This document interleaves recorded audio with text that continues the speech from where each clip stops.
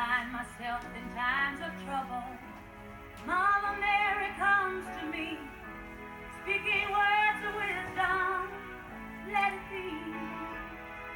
And in my hour of darkness, she's standing right in front of me, speaking words of wisdom, let it be. Let it be. Let it be. Let it be.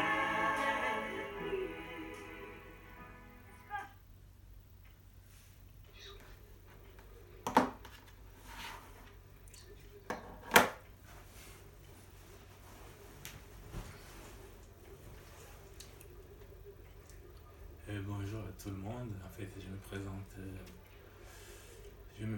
En fait, c'est même pas nécessaire en fait, de me présenter. Ça sert à rien, ça change rien par rapport au message que je veux dire. Voilà. Aujourd'hui, j'ai décidé de témoigner pour l'amour que Jésus-Christ a manifesté pour moi. Ça faisait un bon moment que je cherchais la vérité, que je cherchais la paix au fond de moi, mais jamais, je n'ai jamais trouvé en fait.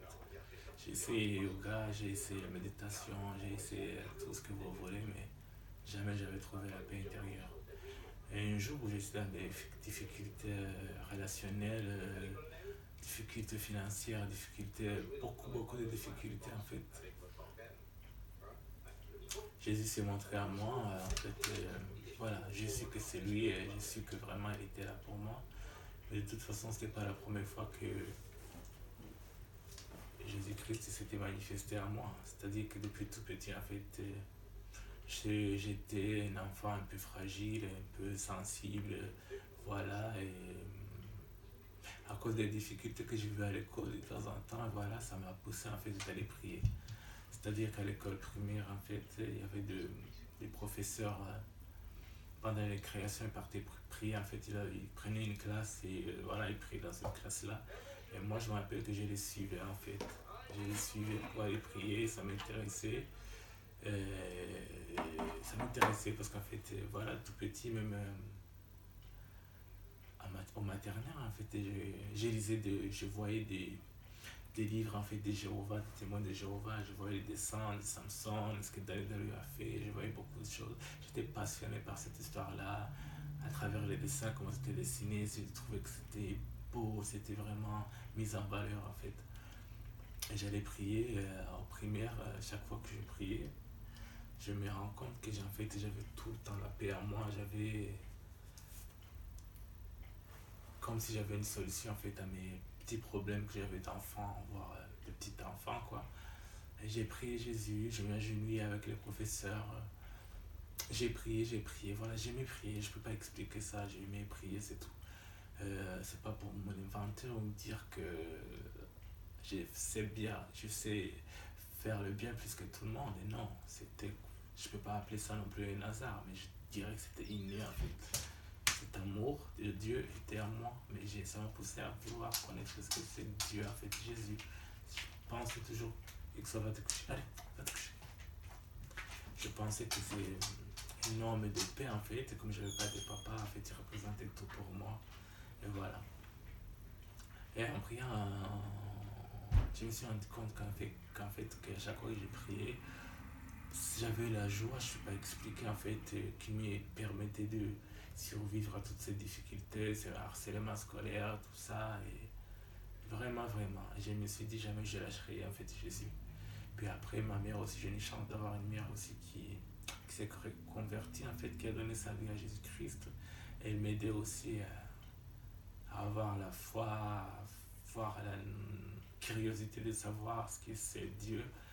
Mais ça ne veut pas dire qu'elle était forcément un Dieu, ma mère. En fait, je vais vous expliquer une chose. Après la mort de ma mère a fait la vie normale comme tout le monde, mais elle n'allait pas à l'église. Même si elle allait à l'église, c'était pas forcément un pratiquant. Elle y croyait, mais sans pratiquer. Et puis après, les difficultés ont fait que ma mère s'approche à Dieu beaucoup plus. Elle là, parce qu'elle s'est approchée de Dieu, je pense qu'elle a eu une révélation, elle a peut-être compris une vérité quelque part. Et comme c'était moi le plus jeune, j'avais un petit frère, mais voilà, on était 4 à la maison et Moi, j'étais en fait le troisième. Après moi, il y avait quelqu'un, il y avait un petit frère. Voilà. Donc, ma mère s'est approchée de Dieu de plus en plus. Elle m'a ramené en fait vers Dieu parce que moi, j'aimais beaucoup ma maman. Voilà, j'ai aimé beaucoup. Et puis après, avec le temps, on a grandi dans la foi. Sauf qu'en tant que j'étais jeune et j'étais jeune, et je peux dire, je ne vais pas raconter, je ne me rappelle plus trop l'âge que j'avais, mais j'étais jeune, j'ai pratiqué mal en fait, c'est-à-dire que j'y croyais, mais je ne pratiquais pas. Je pouvais croire une seconde et ne plus croire une autre. J'étais chaud et froid, voilà. Et puis après, un jour, de toute façon, c'est mon but en fait, c'est vous raconter ce que Jésus a fait pour moi en fait. Et puis par la suite, j'ai été obligé de venir en France à l'âge de 19 ans, 20 ans, un truc comme ça, je ne me rappelle pas. Et quand je suis devenu en France, en fait, avant de venir en France, je me rappelle que j'avais prié pour mon visa, en fait. J'ai déposé ma demande de visa à l'ambassade de France et j'ai prié, je voulais venir en Europe comme un fou, comme un dingue. J'ai voulu vraiment venir en Europe. Je croyais que c'était le paradis, ce qu'on voit à la télé, dans les films de fantastiques et colorés, plein de couleurs, des choses comme ça, les pubs et tout. Je me disais, ah ouais, l'Europe, ça doit être vraiment le paradis sur Terre. Et puis après, voilà, je suis arrivé en France. Et dès que je suis arrivé, en fait, je me suis rendu compte tout de suite que ça ne va pas être le bonheur que je me suis imaginé. Il faisait froid d'une, et j'étais loin de ma mère de deux. Et des trois, j'ai trouvé que les relations en fait, avec les gens, elles étaient un peu artificielles en fait. C'était mécanique et c'était comme une mode devient un peu mécanique qui ne vient pas du cœur. Les relations avec les gens entre eux, en fait, c'était pas profond, en fait, si je peux dire. Et ça fait que je me suis enfermé moi seul, en fait. J'étais tout seul. Quand je suis arrivé dans une ville en France, je ne pas forcément devoir raconter ça. Je suis arrivé une fois en France, quand je suis arrivé, j'ai prié. Je me suis éloigné de ma famille, je suis parti faire mes études de l'université dans une ville qui s'appelle Le Havre en fait. Et là, je me suis senti seul, loin de ma mère que j'aimais beaucoup, ma mère qui me donnait conseil, ma mère qui me montrait l'amour. Je me suis senti seul. Même la famille en fait en France, ça ne veut rien dire. Alors qu'en Afrique, la famille c'est sacré. La famille c'est quelque chose, fait partie des bases. C'est la base du bonheur. Dès qu'il y a Noël, il y a plein de familles, on s'organisait, on allait chez nos tantes, on mangeait ensemble, c'était la famille ensemble, on était plus de 30 personnes, c'était vraiment la fête, c'était vraiment la joie. À chaque fois que Noël approchait, ou la fin d'année, toujours on s'attendait à être heureux, à faire la fête. Et voilà. J'ai trouvé que déjà même Noël, je l'ai mal passé, je l'ai passé tout seul dans ma chambre. Ça a été très difficile. Et puis après, j'ai décidé déménager, de venir à Lille. Quand je suis arrivé à Lille, en fait, là, les problèmes ont commencé. Bonjour les plans cul, bonjour ça, bonjour beaucoup de mauvaises choses. Mais là encore, c'était rien en fait. Mais quand en fait, je me suis décidé de me séparer avec soi-disant ma famille en fait, que j'avais retrouvé en France et tout, je me suis senti seul aussi. J'ai pris un appart, mais là, dans cet appart, ce que j'ai fait en fait, c'était des choses impures. Je cherchais l'amour, j'ai couru derrière les gens, je faisais des plans cul pour pouvoir ne pas être seul.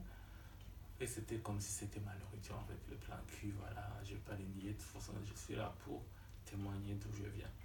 Donc voilà, les plans cul ont fait partie de ma vie et je savais que Dieu existait, mais quand même, non, il y a quelque chose que je ne vous ai pas dit, j'ai oublié.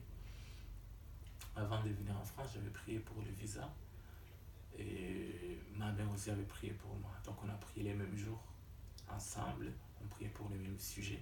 Et le lendemain, en fait, pendant la nuit, j'ai attendu une voix d'un homme qui me disait tu vas partir telle date. Il a précisé, la voix a précisé vraiment la date.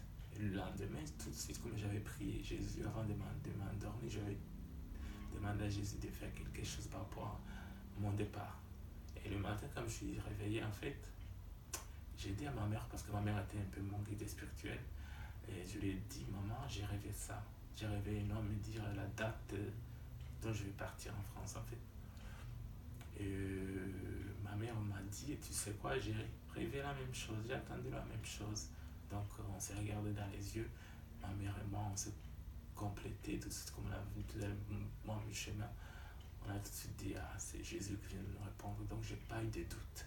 Et quand la date est arrivée, mes chers amis, je vous rassure, le téléphone a sonné et il m'a dit, le monsieur qui était derrière le téléphone, monsieur, nanana, nanana, vous venez de recevoir un visa, donc faites le plus possible pour venir le récupérer et partir. Oh là là, j'ai attendu vraiment. La date, vraiment, c'était précis, c'était vraiment ça, quoi. Elle m'a dit tout ce que j'avais vu, tout ce que j'avais écouté, j'avais attendu. Une fois arrivé en France, j'ai tout laissé en Afrique, en fait. J'ai oublié que Dieu était partout. Et je suis pas allé dans les trucs de plan cul, de mensonges, de beaucoup des impuretés, en fait. J'étais accro aux pornographie, accro d'autres choses qui vont avec. Vous voyez ce que je veux dire? Je pense que quelqu'un qui me regarde et qui sait ce que je veux dire, ce message est pour toi en fait. Quand je suis arrivé à Lille, je continuais plan cul, je continuais nanana, faire des choses mauvais. Puis après la vie a fait que je perds mon titre de séjour. Quand j'ai perdu mon titre de séjour, donc les problèmes, vous savez en France sans papier, non, c'est même pas en fait le papier qui a la valeur, c'est juste qu'il faut avoir, c'est la base des choses, il faut avoir un titre de séjour pour être en France, pour bénéficier de toutes les démarches administratives. Il faut un titre de séjour comme une carte d'identité. Pareil, on ne va pas aller là. Et quoi? Voilà, j'ai perdu mes papiers. Et puis après, j'ai commencé à mendier, demander l'argent devant la poste en disant donnez-moi de l'argent, une pièce. Les gens me donnaient 1 euro, d'autres me donnaient 2 euros, d'autres 20 euros.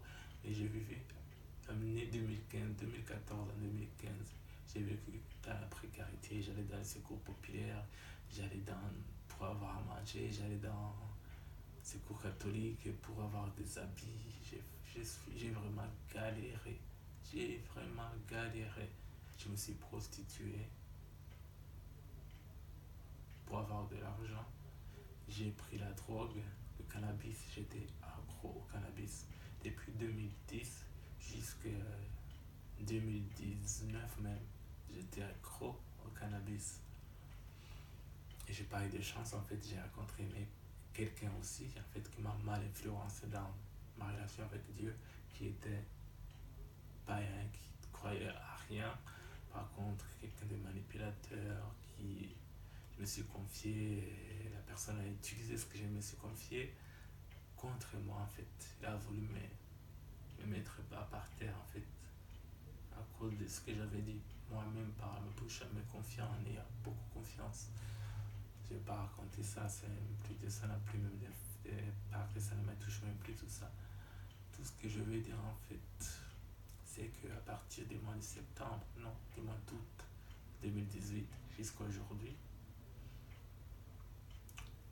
Dieu s'est manifesté à moi, Jésus-Christ s'est montré à moi, il s'est montré à moi d'une façon personnelle dont je ne vais pas communiquer. Ça c'est personnel aussi. Mais vous savez très bien que les gens qui croient en Jésus-Christ, qui croient en Dieu, vous savez très bien qu'il y a des signes, qu'il y a des manifestations aussi. C'est pas la folie, c'est ça, c'est le mystère de Dieu. On peut rien y faire. Dieu parlait dans les rêves, Dieu parlait dans sa parole, dans la Bible, et Dieu parlait par les témoignages. Et voilà. Depuis 2018, mois d'août, en fait, j'ai déménagé. Et là où j'ai déménagé, j'ai eu beaucoup de problèmes avec les voisins, avec les gens et tout. Et je me suis dit, mais pourquoi partout où je vais, les gens me veulent du mal, les gens me veulent me rabaisser, les gens me veulent chasser, les gens me veulent du mal en fait. Pourquoi? Et je me suis montré à Dieu. Je me suis rappelé qu'avant de venir en France, j'avais attendu la voix. Donc je me suis accroché à ça, j'ai commencé à prier, à écouter de la musique gospel, et petit à petit, l'Esprit s'est emparé à moi. Tout ce qui est pornographie, plan cul, tout ça, je déteste maintenant aujourd'hui. des choses que j'ai laissées. L'année 2018, elle est partie avec. Je n'ai plus du tout retouché au porno, je n'ai plus du tout retouché au plan cul. Vraiment, je suis protégé par le Saint-Esprit et je le sens. J'en ai même pas besoin en fait. Je me suis rendu compte que le plan cul, pornographie, tout ça, c'était un manque d'amour, manque d'affection. Quand on cherche la plaisir charnel, c'est qu'on a besoin du plaisir de l'âme, mais qu'on n'arrive pas à les trouver. Alors du coup, on utilise son corps pour faire des choses, pour se sentir bien détendu, alors que c'est des choses même qui te détruisent 3 minutes après les avoir fait en fait. Et voilà, après la manifestation de Jésus, je vous dis, c'est beaucoup de miracles qui se sont passés. On m'a opéré des 5 dents de sagesse, et je n'ai pas eu du tout mal. En fait, je me suis endormi, je me suis réveillé, je commençais à faire rien du tout. Parce que j'avais prié avant même d'aller me faire opérer. Je n'avais même pas peur avant d'aller me faire opérer. Tout ce qui était Dieu, tout ce qui était Jésus-Christ, c'était ma nourriture. En fait, des fois, ça m'arrivait même pas de ne pas manger. Tellement que j'étais en train de comprendre quelque chose, de voir, comprendre quelque chose dans la parole de Jésus-Christ. L'évangile de Matthieu, c'est l'évangile qui m'a révélé beaucoup de choses. Si tu te sens perdu, écoute l'évangile de Matthieu. C'est vraiment quelque chose de très net à comprendre et de très vrai en fait. Il y a des révélations qui sont très vraies à comprendre dedans. Et je chantais voilà, des louanges, je chantais Dieu, je me sentais en paix. Même j'étais persécuté pour prier en fait. J'étais obligé d'aller me cacher dans la toilette pour prier. Vous imaginez? Prier quoi. Je n'avais même pas le droit de prier en fait. Je me cachais dans la toilette, je partais dans la forêt pour prier, parce que c'est là où je me sentais connecté, c'est là où je me sentais que personne ne me joue autour de moi, personne ne me tentait la tentation. Je m'isolais en fait. Vous imaginez, ne pas avoir le droit de prier, alors que c'est pas un péché, alors que ce n'est pas contre la loi, mais avoir la peur. Qu'est-ce que je voulais dire d'autre aussi? Ce qui s'est passé maintenant, ouais. Maintenant, je vais vous dire que Dieu, Jésus-Christ a fait beaucoup de miracles pour moi. Il m'a guéri des maladies. Je ne fume plus du tout de cannabis. J'en ai même pas envie. J'en ai même pas besoin. Tout ce qui est cannabis, pornographie, plan cul, toutes ces relations artificielles, ça ne m'intéresse plus. Et je veux dire un truc aussi. En fait, l'Europe, c'est pas forcément l'endroit le plus sécurisant. C'est le plus dangereux par contre en Europe. Parce que quoi?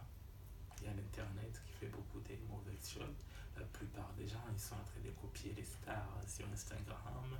La plupart des gens pensent que les habits de marque, et c'est ça qui fait que tu as le pouvoir. Les gens, ils pensent que le fait d'avoir le succès, de participer dans des émissions télé-réalité, etc., on a le pouvoir, on est plus fort que tout. Alors qu'au fond, en fait, c'est un manque, c'est un vide que je cherche à combler en imitant les stars, même les stars qui ne sont même pas de bons exemples, en fait, qui sont des mauvais exemples pour les jeunes, pour les enfants, ouvertement, mais que vous ne voyez pas et que je ne vois même pas des fois moi aussi. Instagram, Facebook, Twitter, ce genre de choses. Surtout les jeunes qui sont dedans, qui sont en fond, qui sont en train de se photographier, des belles photos pour montrer à tout le monde que voilà, et je suis la star, alors que tu n'as même pas un talent, alors que tu copies un être humain comme toi, quoi. Je veux dire Beyoncé, Rihanna, je ne sais pas d'autres. La plupart des filles font dedans confiants, copiant, Cardi B. Même les hommes, il y a des hommes aussi qui sont des rappeurs en fait, ou des stars que tout le monde veut imiter en fait. Tout le monde a perdu ça. La plupart des gens, ils ont perdu leur personnalité. Ce ne sont plus eux-mêmes. C'est des reflets de l'ombre de quelqu'un. C'est l'ombre de quelqu'un. C'est pas eux. Ils ne vivent pas eux. Ils ne s'écoutent pas. Ils ne choisissent pas. Ils ne décident pas. C'est les autres qui décident à leur place. Je suis passé par là en faisant des photos pour aller sur Instagram, vouloir faire des belles photos un peu star. Ouais, je prends cette position, je m'habille comme ça, ouais, pour que j'ai beaucoup de j'aime sur Instagram. Et moi, je vais vous dire une chose, je suis là, au fond de moi. Ne le prenez pas mal. Je suis là pour témoigner de l'amour de Jésus-Christ, ce qu'il a fait pour moi. Donc, quelqu'un me confond que je suis en train de vouloir faire le narcissisme. Non. Et même si je fais le narcissisme dans la parole de Dieu, où est le problème? Dieu nous a dit de se la péter de sa parole, de son pouvoir, de ce qu'il a fait pour nous, ce qu'il a fait pour moi. Ni Rihanna, ni Beyoncé, ni Cardi B, ni Jay-Z, ni qui que ce soit a fait quoi que ce soit pour moi. Au contraire, ils ont aggravé mes problèmes parce qu'ils me montraient des choses, ils me manipulaient, ils me montraient des choses qui ne sont pas vraies. Personne ne m'a donné un conseil comme Jésus-Christ. Personne ne m'a empêché de fumer le cannabis. Personne, dans toutes ces personnes, ces stars, ne m'a empêché d'arrêter les pornographies. Parmi toutes ces personnes, personne ne m'a empêché de faire des plans cul ou quoi que ce soit. C'est Jésus-Christ qui m'a fait comprendre et m'a donné conscience à moi que j'existe moi aussi, que dans sa parole, parce que c'est lui qui a créé tout, le ciel, la terre, la mer, les oiseaux, les soleils, et tout. Et vous ne cherchez pas à suivre la science qui dit que voilà, la vie vient d'un atome, qui a donné un atome, qui a donné un autre atome, qui a donné un atome, que les poissons sont devenus lézards, que les dragons qui a existé, que l'arbre généalogique, je ne sais pas comment ça s'appelle déjà. J'ai fait la biochimie, donc je sais de quoi je parle.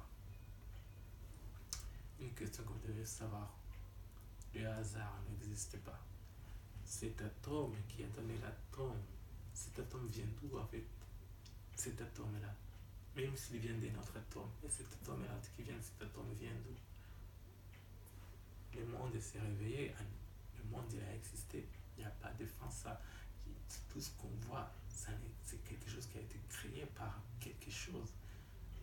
Le vide ne s'est pas créé lui-même, alors c'est le vide, et le vide c'est le vide, il n'y a rien. Alors le vide il donne quoi? Il donne le vide. Alors ce qu'on voit, les soleils, personne ne peut aller au soleil. Pourquoi? C'est des choses que Dieu garde pour lui seul, pour montrer à la terre, pour montrer au monde que tu te crois intelligent, savant, scientifique. Il y a des choses que tu ne peux pas faire, que moi seul je peux faire. Les soleils, la mort, la mortalité. Personne, ni aujourd'hui, ni dans 1000 ans, ni dans millions d'années, personne n'arrêtera la mort. Même si l'homme cherche à créer un cœur qui remplace un cœur, jamais un homme pourrait ressusciter un autre homme et pourra lui faire prolonger sa vie. Jamais.